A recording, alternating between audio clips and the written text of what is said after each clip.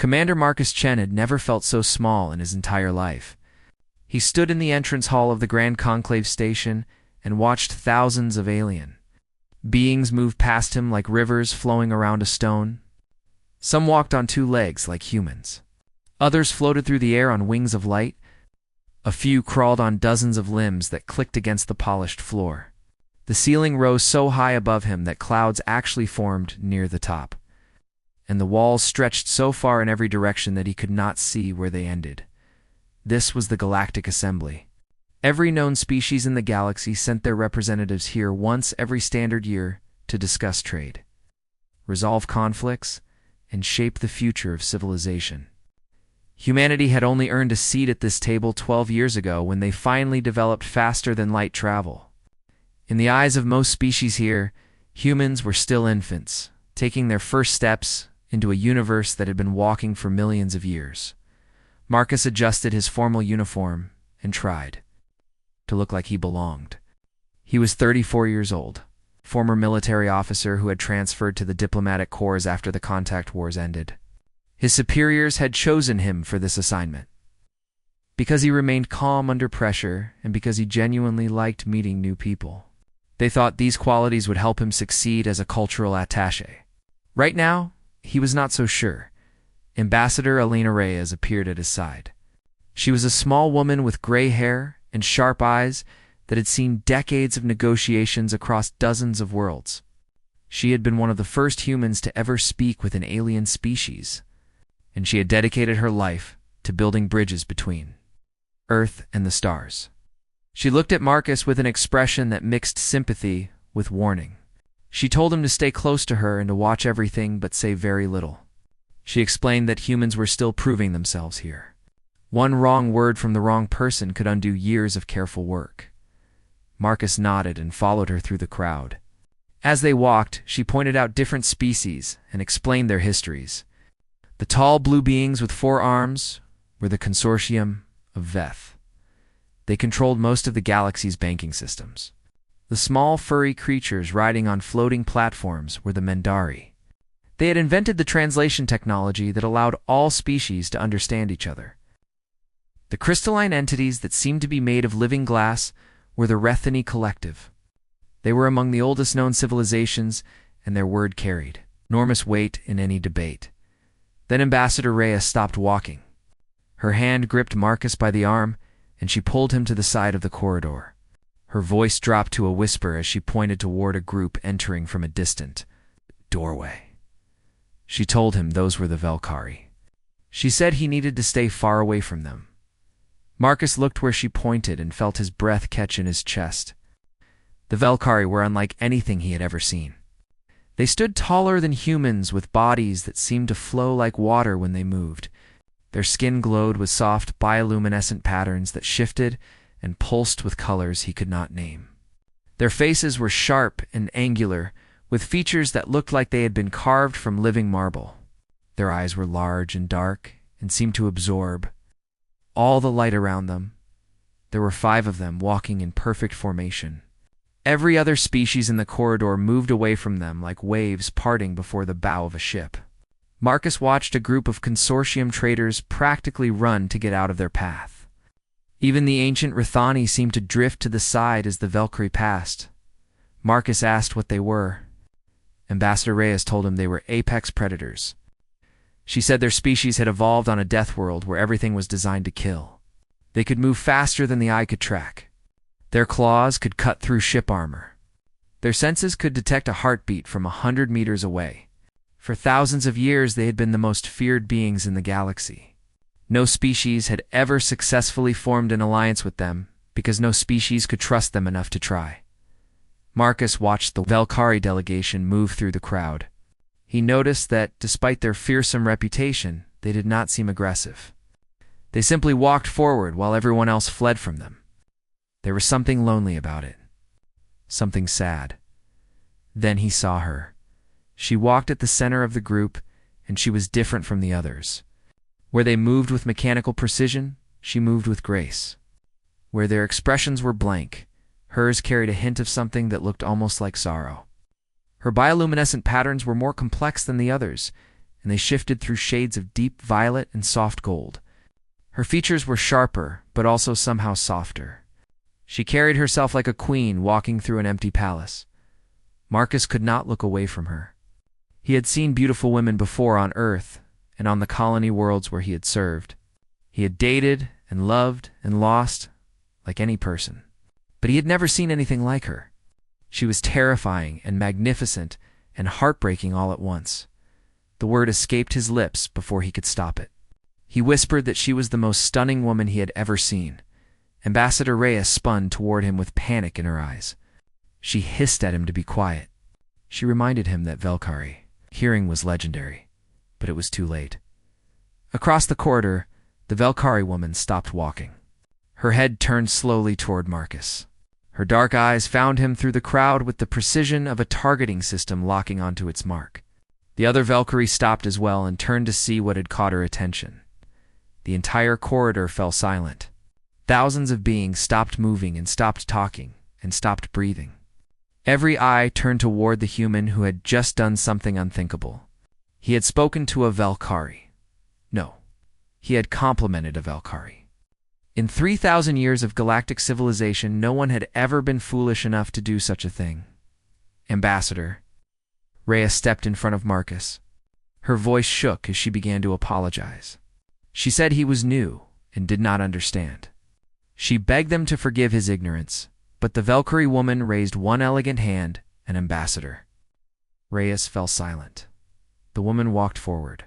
The crowd parted around her like she was a blade cutting through silk. Her footsteps made no sound on the polished floor. Her eyes never left Marcus. He could feel his heart pounding in his chest so hard that he was certain she could hear it. She stopped directly in front of him. She was taller than him by nearly a head, and she looked down at him with those dark, bottomless eyes. Up close, she was even more breathtaking. Her skin seemed to glow from within, and those shifting patterns of light moved across her features like living art. Marcus knew he should be afraid.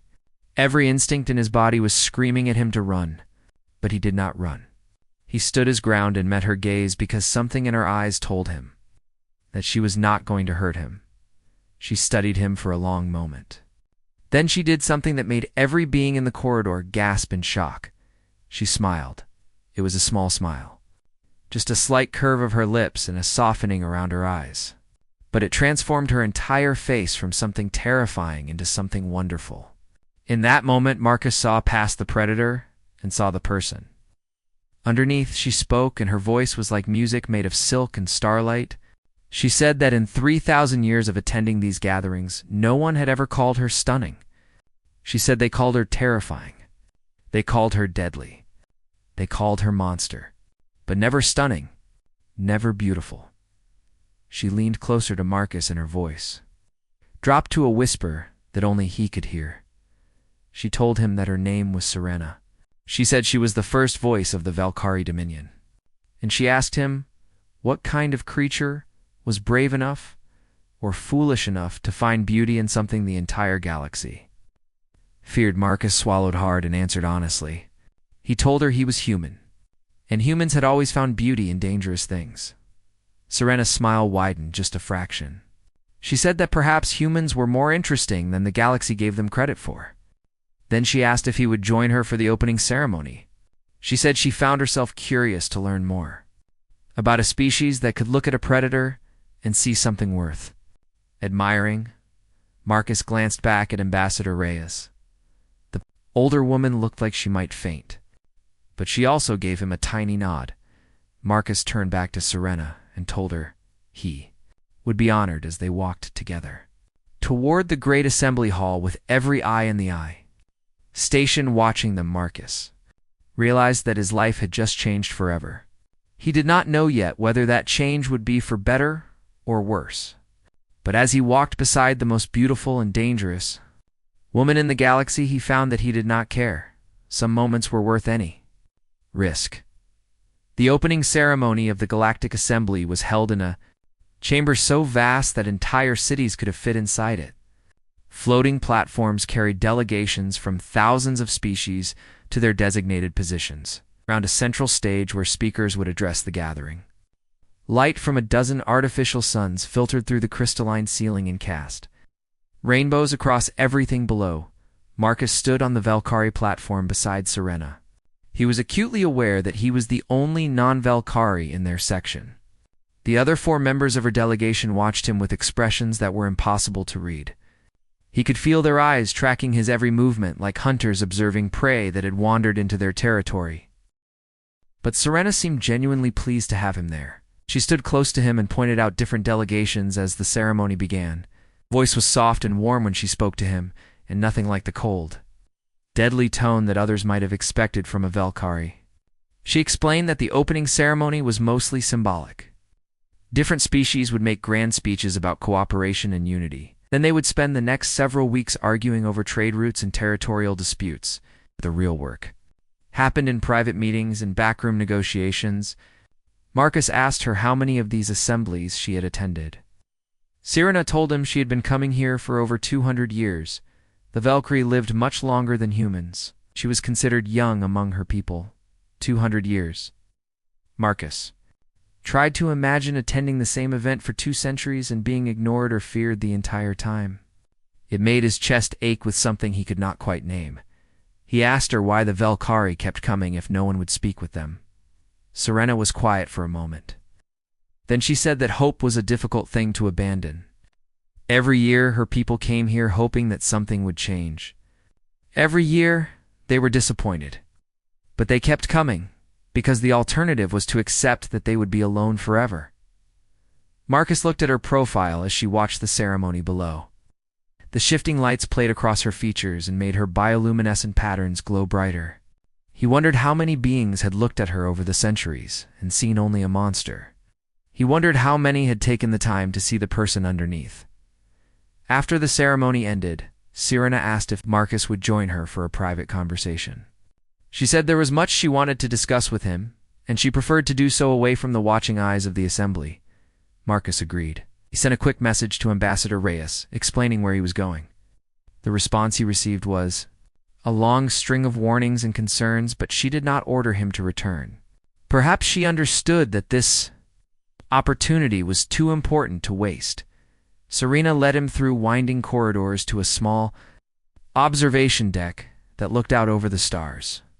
The station orbited a blue giant star, and its light filled the room with an ethereal glow. They were alone here, just the 2 of them, in the infinite darkness of space.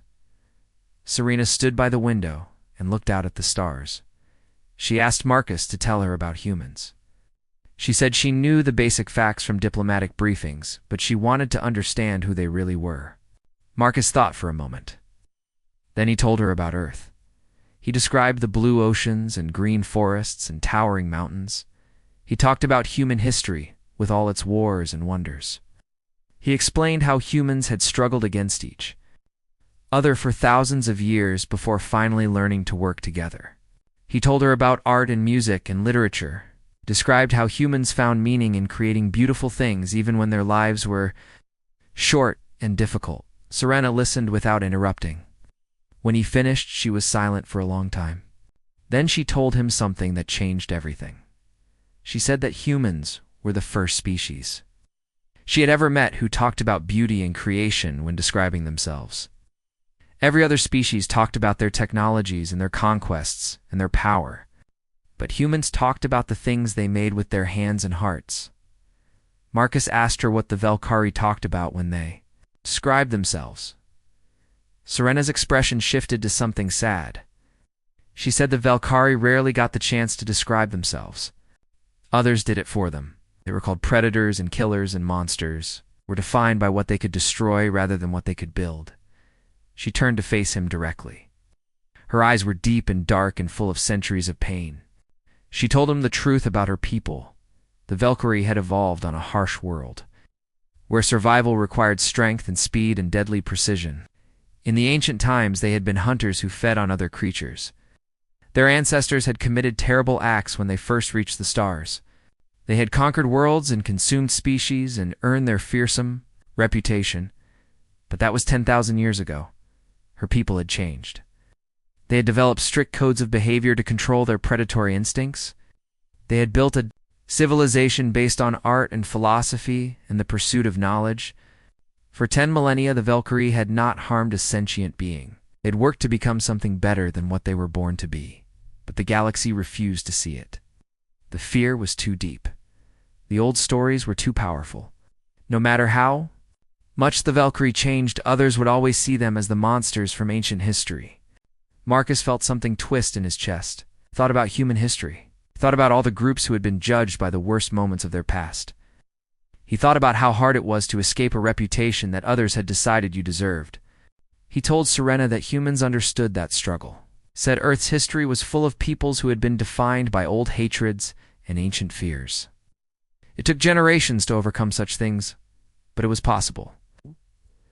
Change was always possible. Serena's eyes glistened with something that might have been tears if Valkyrie could cry. She asked him if he truly believed that. Marcus said he did. Said that anyone who took the time to speak with her would see the truth. She was not a monster. She was a leader who loved her people and wanted something better for them. That was not fearsome. That was admirable. Serena stepped closer to him. She was so near now that he could feel the warmth radiating from her glowing skin. She told him that no outsider had ever spoken to her this way. No one had ever looked past the predator to see the person. She asked him why he was different. Marcus considered the question carefully. Then he told her about growing up on Earth. He described how humans had always found beauty in dangerous things. They admired wolves, even though wolves could kill them. They loved the ocean, even though the ocean could drown them. They watched storms with wonder, even though storms could destroy their homes. There was something in the human spirit that recognized the sacred and the dangerous. When he looked at her, he did not see a monster. He saw something powerful and beautiful, and yes, dangerous. But the danger was part of what made her magnificent. It was not something to fear. It was something to respect. Serena was quiet for a very long time. When she spoke again, her voice was barely above a whisper. She told him her people were dying. Marcus felt the words hit him like a physical blow. He asked her what she meant. Serena explained everything. The Valkyrie homestar was destabilizing. Their scientists had known for decades that it was only a matter of time before it collapsed. Within 50 years, their entire system would become uninhabitable. Billions of Valkyrie would die unless they could relocate their civilization. They had come to the assembly to ask for help. They needed new worlds. They needed resources for the migration. They needed other species to welcome them as neighbors. But no one would even listen to their petition. Every species assumed the Valkyrie would simply conquer whatever territory they were given. The fear was too strong. The old stories were too powerful. Her people had traveled across the galaxy to beg for survival. They had been met with silence. Marcus felt anger rising in his chest, not at Serena but at the injustice of it.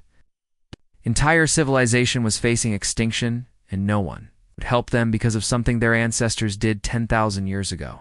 He asked Serena what she needed. He asked her how humans could help. She looked at him with surprise and something that might have been hope. She said she did not expect him to do anything. She just wanted someone to know the truth. She just wanted one person to understand. Marcus shook his head, told her that knowing was not enough. Understanding was not enough. If there was something he could do to help, then he wanted to do it. Serena studied him with those ancient eyes. She asked if he was serious, warned him that helping the Valkyrie would make him enemies. It would make all of humanity enemies. Marcus told her some things mattered more than safety. For the first time since he had met her, Serena looked genuinely uncertain. Next, she seemed torn between hope and disbelief. She asked him why he would risk so much for strangers. Marcus thought about the question. Then he told her that humans had a saying. He said that the measure of a person was not how they treated their friends, how they treated those who could do nothing for them. The Valkyrie could do nothing for humanity. They had no power to offer and no wealth to share, were dying and desperate and alone. And that was exactly why humans should help them, because it was the right thing to do. Serena's glowing patterns shifted to something soft and warm. She told Marcus that if his species was anything like him, then perhaps the galaxy had misjudged humans as badly as they had misjudged the Valkyrie. She took his hand in hers. Her skin was surprisingly warm, and her grip was gentle, despite the strength he knew she possessed. She asked him what he intended to do. Marcus took a deep breath. He told her that humanity would sponsor the Valkyrie petition. They would stand before the assembly and advocate for the Valkyrie cause. It was a dangerous promise. It might destroy everything humanity had built in 12 years of careful diplomacy. But as Marcus looked into Serena's eyes, he knew it was the right choice. Some things were worth any risk. The news spread through the Grand Conclave Station like fire through dry grass. A human diplomat had promised to sponsor the Valkyrie petition. The newcomers, who had only joined galactic civilization 12 years ago, were about to stand beside the most feared species in known. Space Ambassador Alina Reyes received the official notification while she was meeting with the consortium trade delegation. She watched their expressions shift from polite interest to cold suspicion the moment the message arrived.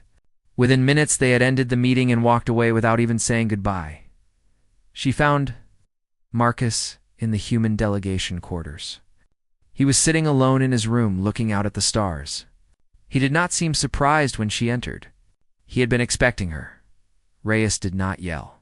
She was too experienced a diplomat for that. Instead, she sat across from him and asked him to explain what he had been thinking. She wanted to understand why he had made such a promise without consulting anyone. Marcus told her everything. He described his conversations with Serena. He explained about the dying star and the desperate need for relocation. He talked about how the Valkyrie had changed over 10,000 years, and how no one would give them a chance to prove it. Reyes listened without interrupting. When he finished, she was quiet for a long time. Then she told him what his decision would cost. 3 major trade blocs had already suspended negotiations with humanity. The consortium was reconsidering their banking agreements. The Mendari had canceled a technology exchange that had taken 5 years to arrange. Diplomatic missions across a dozen worlds were reporting cold receptions and canceled meetings. 12 years of careful work. 12 years of building trust and establishing connections. All of it threatened by a single promise made by a junior diplomat who had been at the H-Assembly for less than 1 day. Marcus felt the weight of her words pressing down on him. He had known there would be consequences, but hearing them listed so clearly made them real in a way they had not been before. He asked Reyes what she wanted him to do. She told him he had 2 choices. He could recant the promise and claim he had spoken without authority. The damage could be contained. Humanity's reputation would survive. Or he could go through with it and accept whatever came next. Marcus looked at his hands. He thought about Serena standing alone in that crowded corridor while everyone fled from her. He thought about billions of Valkyrie facing extinction while the galaxy turned its back on them. He thought about what kind of person he wanted to be and what kind of species he wanted humanity to become. He told Reyes he could not, or can't.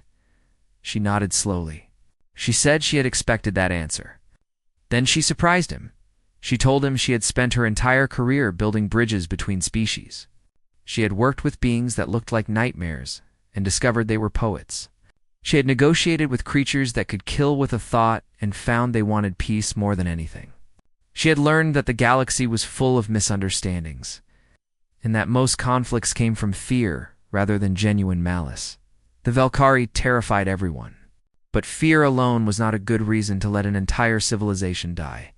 She told Marcus she would support him, not because she thought it was safe or wise, but because she believed it was right. Sometimes doing the right thing meant accepting the consequences. Marcus felt tears forming in his eyes. He thanked her. Reyes told him not to thank her yet. They had a lot of work to do if they were going to convince the assembly. She asked him to arrange a meeting with Serena so they could coordinate their approach. The meeting took place the following morning in a neutral conference room. Serena arrived with 2 of her advisors. Marcus noticed that they moved differently around Reyes than they had around him. There was a wariness in their posture, like animals encountering an unknown threat, but as the discussion continued, the tension gradually eased. Reyes asked detailed questions about the Valkyrie situation. She wanted to understand the timeline and the resources needed, and the potential locations for resettlement. She treated Serena not as a monster to be managed, but as a leader trying to save her people. Serena responded with information that had never been shared with outsiders before. She explained that the Velkhari Dominion consisted of over 8 billion individuals, spread across a dozen worlds in their home system. The star's instability meant all those worlds would become uninhabitable. They needed enough territory to relocate their entire civilization. Reyes asked what the Velkhari could offer in return. Serena seemed surprised by the question. She admitted that her people had little to trade. Their isolation had left them economically weak and technologically stagnant. They had focused on survival rather than expansion. Reyes nodded thoughtfully. She said that made the petition more difficult, but not impossible. They would need to frame it as a moral issue rather than a practical one. They would need to convince the Assembly that helping the Velkhari was the right thing to do, regardless of what humanity might gain from it. Marcus watched the two women talk and felt something like pride. These were leaders who understood that some decisions transcended politics. Some choices defined who you were as a person and as a people. The strategy they developed was simple but risky. Marcus would address the full assembly and formally introduce the Velkhari petition. He would present the facts about their dying star and their desperate need for relocation. Then he would make the moral argument. He would challenge the assembly to look past ancient fears and see the Velkhari as they truly were. It was not a sophisticated plan. It relied on the hope that enough delegates would be moved by basic decency to vote in favor. But it was the only option they had. The days before the address were tense. Marcus received messages from Earth expressing concern about his actions. Some officials wanted him recalled immediately. Others offered cautious support. The human delegation was divided between those who thought he was destroying their future and those who thought he was defining it. Serena visited him each evening. They would sit in the observation deck and talk about their peoples and their hopes and their fears. Marcus learned about Velkhari art and philosophy. He discovered that they composed music that could only be heard at frequencies beyond human perception. He learned about their spiritual beliefs, which centered on the idea that all predators carried a sacred responsibility to protect life rather than take it. Serena learned about human history. She was fascinated by their wars and their recoveries. She asked endless questions about how humans had overcome their conflicts and learned to work together. She seemed to draw hope from the idea that change was possible even for species with violent pasts. On the night before his address, Marcus could not sleep. He stood by the window watching the blue giant star burn against the darkness. Tomorrow, he would stand before thousands of beings and ask them to do something unprecedented. He would ask them to help the monsters. Sewer found him there. She stood beside him and looked out at the same stars. She told him he could still change his mind.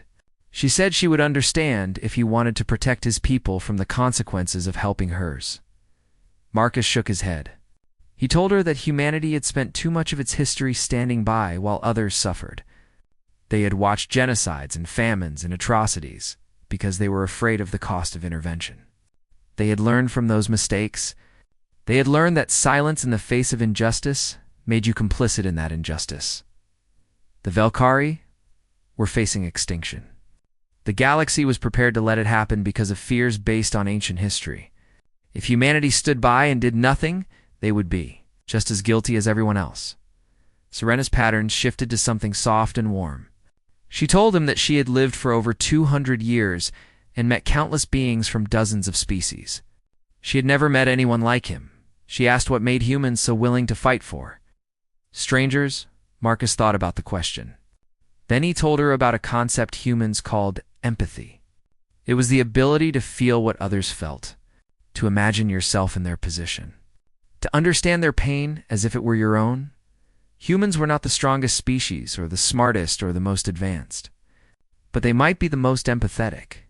They could look at a dying civilization and feel the grief of 8 billion strangers as if it were their own grief.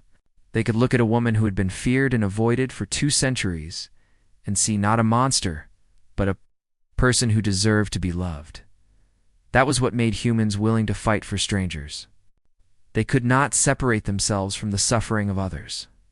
It was their greatest weakness and their greatest strength. Serena was quiet for a long moment. Then she did something that surprised Marcus more than anything else that had happened since he arrived. She leaned forward and pressed her forehead gently against his. It was a Valkyrie gesture of deep respect and affection. It was something they only shared with those they considered family. She told him that whatever happened tomorrow, his words had already changed her. For the first time in 200 years, she did not feel alone.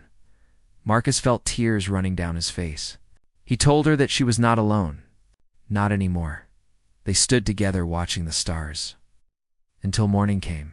The great assembly hall was silent as Marcus Chen walked to the central podium. Thousands of beings from hundreds of species watched him cross the vast open floor. Their eyes tracked his every step with expressions ranging from curiosity to hostility. Most had never paid attention to a human before. Humanity was still too young and too weak to matter in galactic politics. But today a human was about to do something that would force them all to pay attention. Marcus climbed the steps to the speaking platform. The podium was designed to accommodate beings of every shape and size. It adjusted automatically to his height and position. Holographic projectors would translate his words into every known language and display his image to delegates who were positioned too far away to see him clearly. He looked out at the assembly and felt his heart pounding against his ribs. Somewhere in that vast crowd, Serena was watching. Ambassador Reyes was watching. The entire human delegation was watching. Everyone he cared about was waiting to see what he would do next. He took a deep breath and began to speak. He introduced himself as Commander Marcus Chen of the Earth's delegation. He explained that humanity was petitioning the assembly to consider a matter of urgent importance. Then he activated the holographic display behind him. The image showed a star system. At its center burned a massive sun that pulsed with unstable energy. Orbiting that dying star were a dozen worlds. 8 billion lives depended on those worlds for survival. Marcus explained the situation in simple terms. The Valkyrie home star was dying. Within 50 years, it would collapse and destroy everything in the system. An entire civilization faced extinction unless they could relocate to new territory. He paused to let that sink in. He watched faces across the assembly shift and change. Some showed surprise. Others showed suspicion. A few showed something that might have been sympathy. Then he addressed the fear that hung over everything. He acknowledged that the Valkyrie had a reputation. He said he understood why other species were afraid of them. 10,000 years ago, the Valkyrie had done terrible things. They had conquered worlds and consumed species, and earned every bit of the terror that followed them through history. But that was 10,000 years ago. He asked the assembly to consider what their own ancestors had been doing 10,000 years ago. He pointed out that many of the species in this room had histories of war and conquest and terrible violence. The consortium had fought 3 galactic wars before finding peace. The Mendari had once practiced genetic purification of their own people. Even the ancient Rithani had destroyed entire civilizations in their youth. Every species had dark chapters in their past. Every species had committed acts they were now ashamed of. The question was not whether the Valkyrie had done wrong in ancient history. The question was whether they deserved to be condemned forever for the sins of their ancestors. Marcus pulled up new images. These showed Valkyrie art and architecture and music. They showed schools where children learned philosophy and ethics. They showed hospitals and libraries and temples, dedicated to protecting life rather than taking it. He explained that the Valkyrie had changed. For 10,000 years, they had worked to become something better than what they were born to be. They had developed strict codes of behavior to control their predatory instincts. They had built a civilization based on creation rather than destruction. They had hurt no one in 10 millennia, but the galaxy refused to see it. The fear was too deep. The old stories were too powerful. Marcus lowered his voice. He spoke directly to the assembly as if he were talking to each of them individually. He said he was a human. His species had only been part of galactic civilization for 12 years. They were still infants compared to the ancient peoples gathered here. They had no power to demand anything. They could only ask. He asked the assembly to look at the Valkyrie with fresh eyes. He asked them to see past the predator and find the person underneath. He asked them to judge the Valkyrie not by who they were 10,000 years ago, but by who they had chosen to become. He told them about Serena. He described her dedication to her people and her desperate hope that someone would listen. He talked about her loneliness after 2 centuries of being feared and avoided. He explained that she was not a monster. She was a leader trying to save her civilization from extinction. Then he asked the hardest question of all. He asked what kind of galaxy they wanted to build. Did they want a galaxy based on ancient fears and eternal grudges? A galaxy where species could never escape the worst moments of their history. A galaxy where billions of innocent lives could be sacrificed because of what their ancestors did before anyone alive today was even born? Or did they want something better? A galaxy where peoples could change and grow and be forgiven. A galaxy where compassion mattered more than convenience. A galaxy where the right thing to do was worth the risk of doing it. Marcus stopped speaking. The hall was utterly silent. He could hear his own breathing echoing in the vast space. Then the first response came. A consortium delegate rose and spoke in a voice that carried across the chamber. He said the Velkari were predators.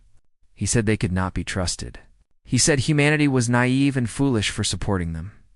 Other voices joined in. Some agreed with the consortium. They warned that helping the Velkari would only invite destruction.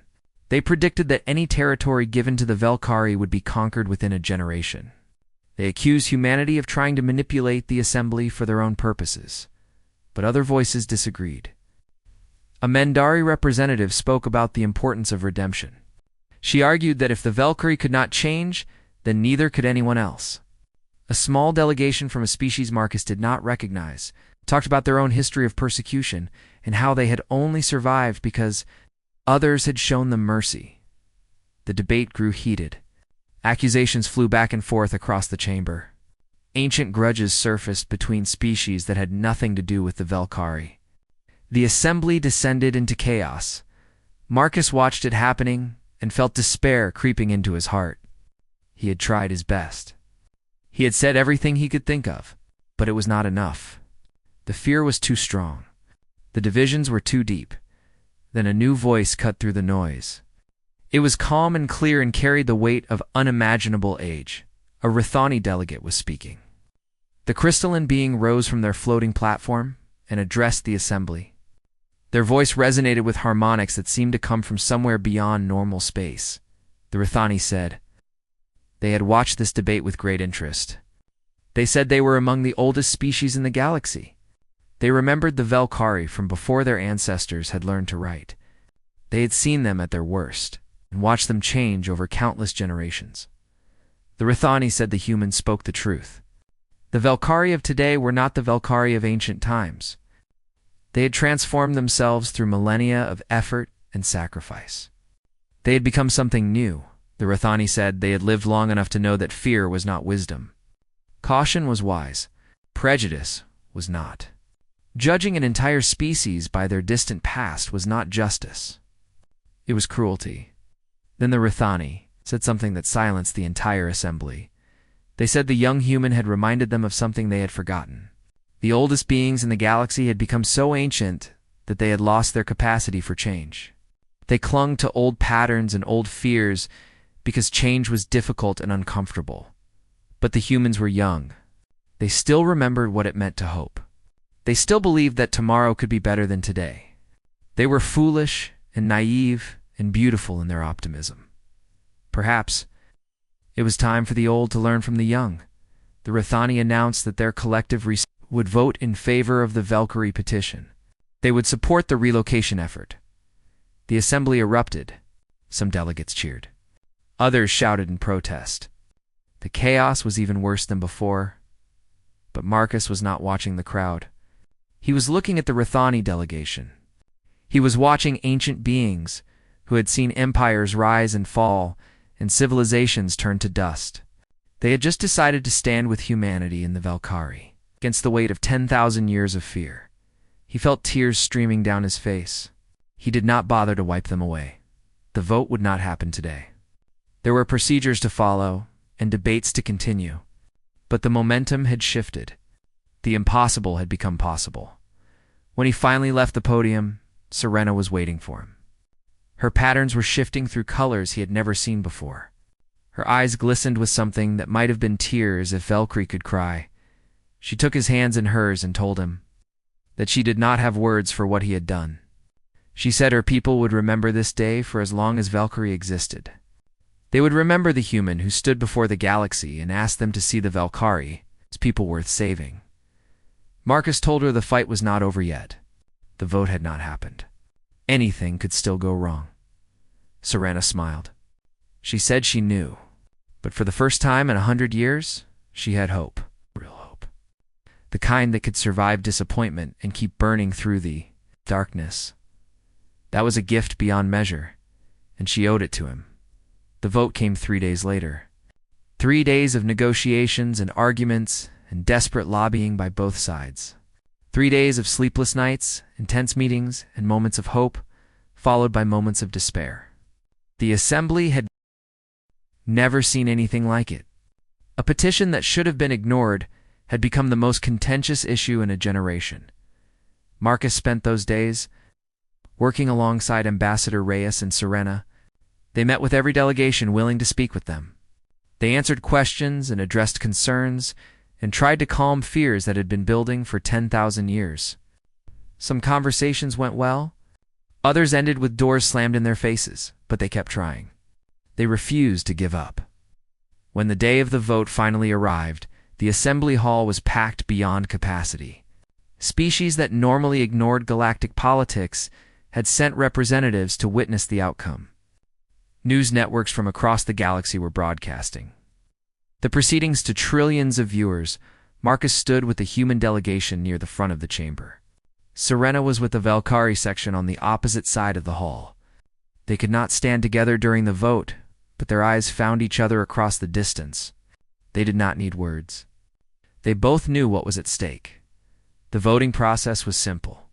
Each species cast a single vote through their designated representative. The votes were tallied in real time on massive displays that floated above the central stage. A simple majority would decide the outcome. The voting began. Species after species registered their decisions. Some voted quickly. Others took time for final deliberations before casting their choice. The numbers climbed slowly on both sides. In favor, against. In favor, against. Marcus watched the tallies rise and felt his stomach churning with anxiety. The vote was close, impossibly close. Every time the yes votes pulled ahead, the no votes would catch up. The lead changed hands dozens of times in the first hour alone. Ambassador Reyes stood beside him. Her face was calm, but he could see the tension in her shoulders. She had spent decades building relationships with these species. She knew them better than almost any human alive. But even she could not predict how this would end.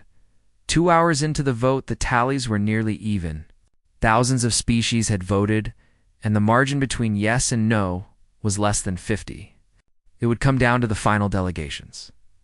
Then the consortium of Veth cast their vote. Against the no side surged ahead by 200 votes. Marcus felt his heart sink. The consortium was one of the most influential groups in the galaxy. Their decision would sway others who were still undecided, but the Mendari voted yes. And the strange species Marcus had never learned to identify voted yes. And a dozen others who had seemed uncertain chose to take the risk of hope over the safety of fear. The margin narrowed. Then it flipped. Then it flipped again. When the final delegation cast their vote, the displays showed numbers that made Marcus want to cry. The motion had passed by a margin of 47 votes out of nearly 12,000 cast. The Valkyrie would be given relocation. Rights to 3 uninhabitable worlds in a neutral system. A coalition of species would contribute resources to help with the migration. The terms were not perfect. There would be oversight and restrictions and countless complications to work through.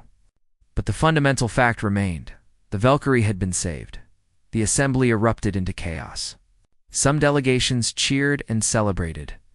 Others shouted in protest and stormed out of the chamber. Arguments broke out across the hall. Security forces had to intervene in several sections to prevent violence, but Marcus was not watching any of that. He was pushing through the crowd toward the Valkyrie section. bodies and limbs and things he could not identify pressed against him from every direction. He did not care. He needed to reach her. He found Serena standing at the center of her delegation. Her patterns were blazing with colors so bright they hurt to look at. Her advisors surrounded her with expressions of stunned disbelief. For the first time in 3,000 years, the Valkyrie had won something. They had been given a chance instead of being condemned. Serena saw Marcus approaching and moved to meet him. The crowd seemed to part around her as she walked. Even in this moment of chaos, the other species kept their distance from the predator. She stopped in front of him, and for a long moment they simply looked at each other. No words seemed adequate for what had happened. No gesture could capture the magnitude of the moment. Then Serena did something that shocked everyone watching. She reached out and pulled Marcus into an embrace. Her arms wrapped around him, and she held him close against her glowing skin. It was not a Valkyrie gesture. It was a human one. One she had learned from watching his species. She whispered into his ear. She told him that he had saved her people. 8 billion lives would exist because of what he had done. Generations of Valkyrie would be born on new worlds because one human had been brave enough to see past their reputation and find the truth underneath. Her voice broke. She told him she did not know how to thank him. She did not know how to express what this meant. The debt her people owed, humanity could never be repaid. Marcus hugged her back. He told her there was no debt. He said that helping others was not a transaction. It was what beings did for each other when they recognized their shared existence. Humanity had simply done what they hoped others would do for them if the situations were reversed. That was all. That was everything. 1 year later, Marcus stood on an observation platform watching the first Valkyrie colony ships launch toward their new home. The massive vessels rose slowly from the orbital station and turned toward the distant stars. Thousands of families were aboard each ship. Children who would grow up on new worlds, parents who would finally be able to stop worrying about extinction, elders who had never believed this day would come. Serena stood beside him. She was wearing the formal attire of a diplomatic ambassador now. After the vote, she had been appointed as the first Valkyrie representative to maintain permanent posting with another species. She had chosen to be stationed on Earth. She told Marcus the first colony world had already been named. The Valkyrie had called it Mercy. It was the human word for compassion, shown to those in need. She said her people wanted everyone who lived there to remember how they had been saved. Marcus smiled. He asked if she was sure they wanted to remember humans that way. He pointed out that humanity had plenty of flaws. They were impulsive and emotional and sometimes foolish. Serena looked at him with those deep, dark eyes. She said that was exactly why her people wanted to remember. Humanity was impulsive and emotional and sometimes foolish, and those qualities had saved 8 billion lives. Perhaps being impulsive and emotional was not such a bad thing after all. They watched the colony ships disappear into the darkness between stars. The future stretched out before them, full of challenges and possibilities. There would be difficulties ahead. There always were, but they would face them together. 5 years later, the first Valkyrie child was born on Mercy. The news spread across the galaxy. Species that had once fled from the Valkyrie now sent messages of congratulations. The fear was not gone completely. It might never disappear entirely, but it had weakened. It had begun to fade. Ambassador Reyes retired from diplomatic service. She spent her final years writing a book about the Valkyrie petition. The book became required reading in schools across a dozen worlds. Young beings of every species learned about the day. A human had stood before the galaxy and asked them to choose hope over fear. Marcus continued his diplomatic work. He and Serena became partners in every sense of the word. They worked together to build bridges between their peoples. They traveled to new worlds and old stations, and everywhere they went, they carried the same message. Change was possible. Fear could be overcome. Tomorrow could always be better than today. On the 10th anniversary of the vote, they returned to the Grand Conclave Station. They walked through the same corridor where they had first met. The hall was crowded with delegates from thousands of species, just as it had been all those years ago. But this time, the crowd did not flee when Serena appeared. Instead, beings nodded and smiled and offered greetings. A few even approached to shake her hand. The fear was still there. She could see it in their eyes. But it was not all they saw anymore. They had learned to look past the predator and find the person underneath. Serena squeezed Marcus's hand. She told him this was his legacy. He had not just saved her people. He had changed how an entire galaxy thought about fear and trust and second chances. Marcus squeezed back. He told her it was not his legacy alone. It belonged to everyone who had taken a risk on hope. Everyone who had chosen compassion over convenience. Everyone who had looked at something frightening and found beauty in it. That was what humans had always done. That was what made them human. They walked together through the crowd. Two people from different worlds who had found something precious in each other. Behind them, the stars burned cold and eternal in the endless dark. Ahead of them lay a future full of uncertainty and wonder, but they faced it together, and together they were unafraid.